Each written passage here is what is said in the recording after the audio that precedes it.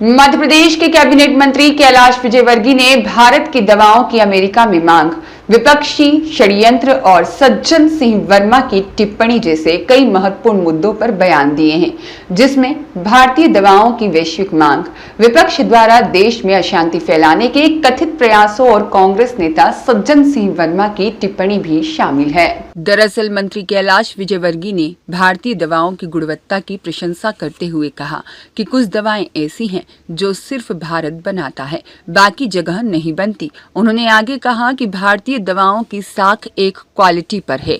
America में भारतीय दवाओं की मांग के संबंध में उन्होंने कहा, डिमांड ट्रंप की नहीं है, अमेरिका की जनता की है, और उन्होंने विश्वास व्यक्त किया है कि अमेरिका की जनता की मांग होगी तो वे भारतीय दवाएं खरीदेंगे। देखिए, ऐसा है कि कुछ मेडिसिन ऐसी हैं जो सिर्फ भारत बनाता है, बाकी जगह नहीं बनती, और हमारे यहाँ हमारी साख एक क्वालिटी है, इसलिए डिमांड टेरिफ ही अमेरिका नहीं है, ट्रंप ही अमेरिका नहीं है, अमेरिका की जनता ही अमेरिका है। उससे अमेरिका की जनता की डिमांड होगी तो भारतीय मेडिसिन कहीं से भी खरीदेंगे। वहीं विपक्ष पर देश में अशांति फैलाने के आरोप पर मंत्री विजयवर्गीय ने विपक्षी दलों पर निशाना साधते हुए कहा कि कुछ लोग देश में शांति नहीं चाहते और वे कैसे भी अशांति हो इसके प्रयास में लगे हुए हैं। उन्होंने कहा कि पूरा विपक्ष लगा हुआ है कि देश में कहीं न कहीं अशांति हो। उन्होंने देश के नागरिकों से समझदारी से काम लेने और देश को आगे बढ़ाने पर ध्यान केंद्रित करने की अपील की।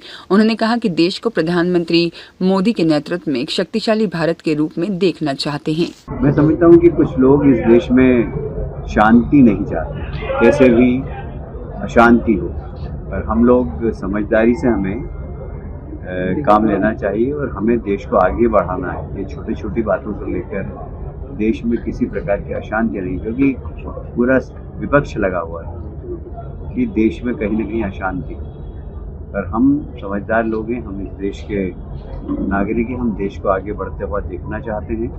हमारे आने वाली पीढ़ी एक ऐसा भारत देखना चाहती है जो शक्तिशाली भारत हो, और उस दिशा में मोदी जी के नेतृत्व में हम सब लोग मिलकर काम करें। लद्दाख में कथित अराजकता का उल्लेख करते हुए इसे राहुल गांधी और उनकी टीम का काफी दिनों से किया जा रहा प्रयास बताया। उन्होंने कहा कि उनके नेतृत्व में वहां अराजकता हुई है और इस मामले में गृह मंत्रालय सचेत है। ऐसा है कि ये तो कोशिश राहुल जी और उनकी पूरी टीम काफी दिनों से कर रही थी, तो थोड़ी सी लद्दाख में उनको सफलता मिल गई है। उनका एक सहयोगी कार्यकर्ता जो मैंने भी टीवी पे उनके साथ देखा, उनके नेतृत्व में वहाँ पर अराजकता हुई, तो गृह मंत्रालय उसमें सचेत है। सर, उसको गिरफ्तार भी किया प्रदेश में जिस तरीके से बातें चल रही है कि कैलाश जी और प्रहलाद जी को केंद्र में भेजा जा रहा है, इनके मंत्रिमंडल का विस्तार होगा, ये सब आप लोगों के द्वारा बनाई गई बातें हैं, इस प्रकार की कोई अभी चर्चा नहीं। लव जिहाद के मुद्दे पर उन्होंने समाज में जागरूकता की आवश्यकता पर जोर दिया। उन्होंने कहा कि उनका परिवार संगठन भी इस दिशा में काफी काम कर रहा है और वे नवरात्रि में भी लोगों को समझा रहे हैं। उनका मानना है कि कोई भी परिवर्तन अपने घर से शुरू करना पड़ता है। उन्होंने लोगों से इस षड्यंत्र से अपने परिवार, समाज और देश को बचाने का आग्रह किया। देखिए, समाज में जागृति की आवश्यकता, और हम लोग सभी, हमारा परिवार संगठन में हम सब लोग इस दिशा में काफ़ी काम कर रहे हैं। अभी नवरात्रि में भी हम जहाँ जा रहे हैं वहाँ लोगों को समझा रहे हैं, क्योंकि कोई भी अगर आपको परिवर्तन करना है तो अपने घर से शुरुआत करना होगा। तो हम तो सभी से आग्रह करेंगे कि जो एक षड्यंत्र चल रहा है, उस षड्यंत्र से अपने परिवार को बचाना है, समाज को बचाना है और देश को बचाना है। इसके साथ ही पूर्व मंत्री सज्जन सिंह वर्मा के आपत्तिजनक बयान पर प्रतिक्रिया देते हुए मंत्री विजयवर्गीय ने इसे फ्रस्ट्रेटेड लोगों की बात बताया। उन्होंने कहा कि कुर्सी हाथ से चली गई है, फ्रस्ट्रेशन आ जाता है और इस उम्र में तो आ ही जाता है। उन्होंने आगे कहा कि हमेशा बूढ़े और बच्चे को माफ करना चाहिए।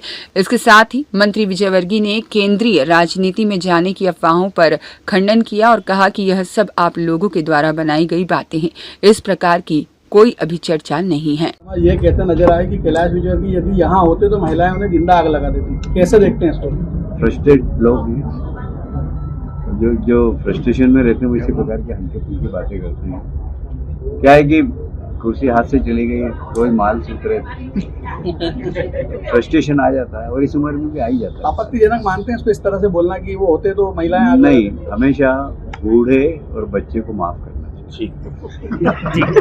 ब्यूरो रिपोर्ट, सत्याग्रह न्यूज, मध्य प्रदेश।